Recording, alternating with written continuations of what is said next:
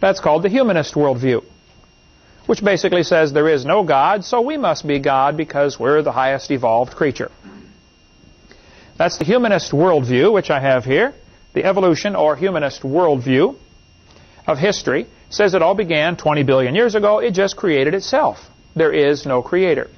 The other worldview is people who look at the world and say, well, it's incredible design. There must be a designer, a very smart designer. That is called the creationist worldview, which I have right here, the creation worldview. These are basically the only options. Somebody made the world, or nobody made the world. There's no other options. Now, if you believe somebody made the world, then of course there's a lot of options within this category. Was it Allah or Buddha or Jehovah or, who was it? Okay, that gets into a whole other argument of which God made the world and when did he make it and how did he make it is another set of arguments. But basically I'm settling it into two camps. Either there is a creator or there isn't a creator. And so that kind of lays the groundwork for where I'm going to be going with my seminar. I say there's two worldviews. And which of these views you choose to adopt will determine how you answer the four great questions of life. And these two worldviews, creation and evolution, are absolutely at war with each other. Charles Darwin's book was written in 1859. That'll be a quiz question. When was Darwin's book written? 1859. Okay, what date's on a Tuesday we have a meeting? March 9th. Steve, you're on the ball. Oh, March 7th. Give that back. 7th. There we go. March 7th. Okay. You get a crazy. All right. There we go. And what I'll do each week is we'll keep adding to these questions. Eventually we'll stop using that one as a question.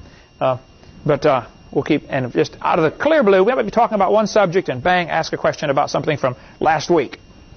That's always been my method of teaching to keep, it's a constant review, so that by the time you take the final exam, there could be 800 questions on there. It wouldn't matter. You get them all right. That's my idea of testing. Yes? Did Darwin only write one book? He wrote several books. The first one that he wrote was called, back in those days they had long titles on their books. Okay, like sometimes a whole paragraph was the title to the book. It was kind of the custom of the mid-1800s. And we'll get into a whole lot more on Darwin's book. Darwin, strange fellow in many ways. His grandfather was a doctor, medical doctor. He really came up with most of the evolution theory. Pass another book back there, Heidi, if you would. Give her some more there, Eric. Erasmus Darwin was a medical doctor with a real hatred for Christianity. His name was Erasmus, E-R-A-S-M-U-S, I think. Erasmus Darwin wrote a lot about evolution.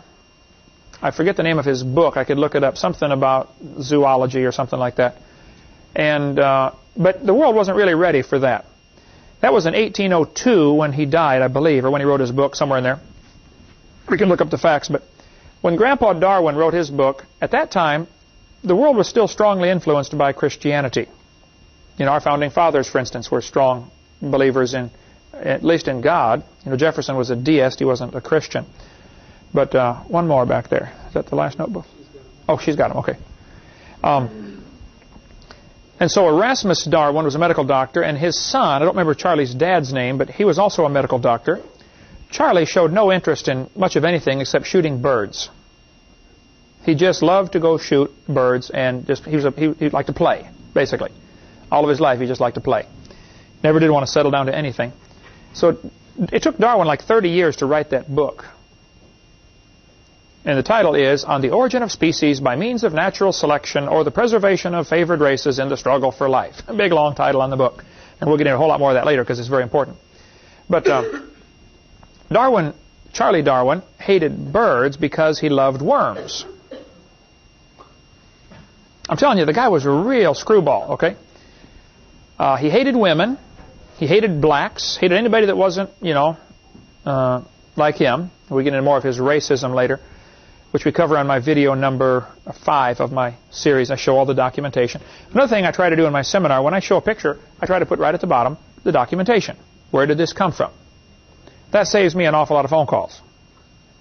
Hey, where'd you get that information? I don't know, look on my slide. When I taught school for 15 years, I would always put the week's homework up in the corner of the chalkboard for every class. I had a little graph that stayed up there permanently. Okay, here's math class, here's biology class, here's earth science class, here's Monday, Tuesday, Wednesday, Thursday, Friday. Here's your homework for the rest of the week. And because kids would always call me at home. What's due tomorrow? I don't know, go look on the board. Even if I knew, I wouldn't want to tell them. Because then I'd have to do, you got to do that the rest of your life. Eventually you got to wean them off, depending on me, okay? It's been on the board all week, you know, write it down. So that's another teaching tool that I picked up from somebody. Anyway, Darwin's book was written in 1859, or published in 1859. There seems to be quite a controversy about this. 1,200 volumes were published, 1,200 copies, all of them sold first day. So it looked like, wow, a runaway bestseller. It appears that the truth of the matter is a couple of rich folks arranged to have all of them purchased on the first day so that it would look like a runaway bestseller. When actually it wasn't. The book it's boring. I mean, try to read it sometime. It's a real boring book. He's a lousy author. He rambles on and on and on. You can't tell where he's going. The title is The Origin of Species, and he never does discuss the origin of species. Never does get to it in the book. He just rambles on and on. It's one of the most boring books you'd ever want to read. But when the book was reprinted 100 years later on the anniversary, they asked a man named Sir Arthur Keith, who was a strong believer in evolution. They said, Mr. Keith, we would like you to write the foreword to the 100-year reprint of Darwin's book. Arthur Keith wrote the foreword to the book on the 100-year anniversary, and Arthur Keith said, the conclusion I have come to is this: the law of Christ is incompatible with the law of evolution. Nay, the two laws are at war with each other. And anybody that fully understands this controversy will have to agree there just is no compromise. Either somebody made the world or the world made itself. There just is no compromise between the two. And evolution, when you finally boil it down, it does not have room for God. Its purpose is to exclude God. Who can name at least one of the four great questions of life? Who am I? Another one? Where did I come from? Why am I here? Where am I going when I die? Becky, is that you said that? There we go. And somebody else said it too. Is that you over there? Oh, stepped. Am I still plugged in? Stepped on my mouse tail there. Okay. Four great questions of life. And the way you answer those questions is determined by your worldview. Now at this point, I go back into the four questions. Who am I? And what am I worth? Then I say, now, if evolution is true, if this theory is true, what are we worth anyway? Nothing. We're a bunch of chemicals, right? That's all we are, is a bunch of chemicals that got together by chance. You're nothing but a piece of protoplasm that washed up on the beach one day. To make it worse, you're part of the problem, because you are one of the polluters of the environment. Now think about it. If evolution is true, then the way it's supposed to work is a species is supposed to get up to a certain population level, and if there are weak ones or inferior ones, they should be killed off. And the reason we got these folks going around trying to thin down the population or wipe out, a genocide, my race is better than your race, so I'm going to kill all of you, is because of this evolution thinking. Because if evolution is true, honestly, folks, we aren't worth a thing. There is no value to human life. And you get people who believe that, like Joseph Stalin, leader of Russia, who killed 60 to 100 million people. Or Pol Pot, the leader of Cambodia, who killed half of his entire population. Half of the country was killed. Well, if he believed in evolution. Hitler was a strong believer in evolution. And so, who are you? You're not important.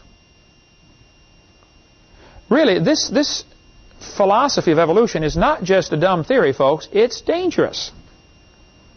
And I've dedicated my life to exposing the ridiculousness of this theory, because I think it is not just dumb, it is indeed dangerous.